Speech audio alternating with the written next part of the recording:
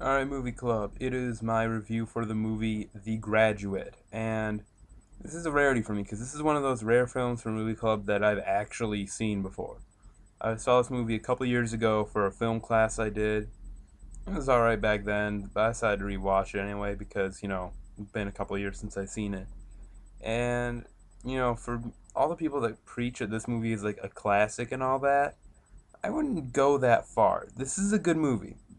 I'm not. I would say I'm not saying that this movie sucks, but it is an alright movie, but it's not an all-time classic. No.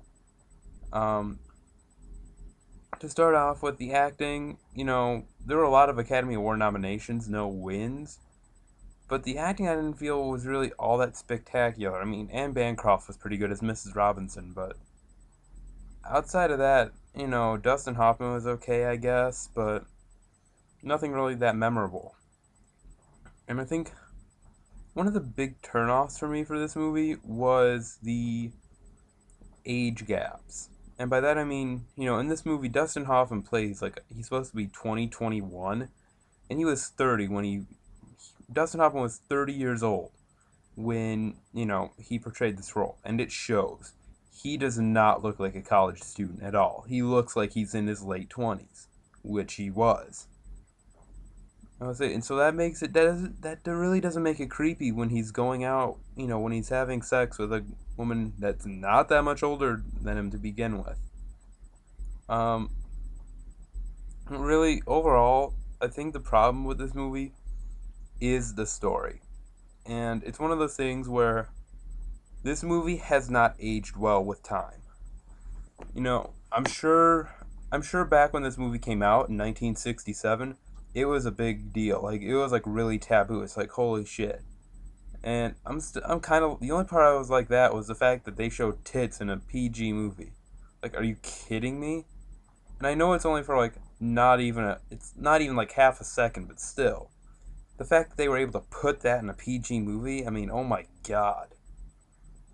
But the problem is, I'm sure the story was shocking then about a man about like a college student hooking up with a like 40-year-old. Today, we have a term for that. It's called cougar. And that's the thing. This movie, especially over the last few years, when like the rise in cougars, I guess.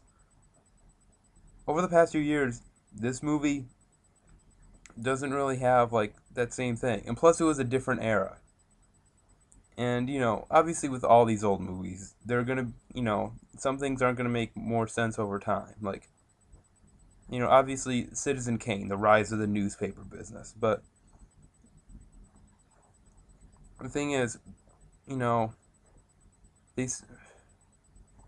I think the thing with this movie was that, it was a different time. It was a different thinking, where it was all about you know people wanting to be free, wanting to do what they want, and this was probably a revolutionary movie back then. But today, it's not.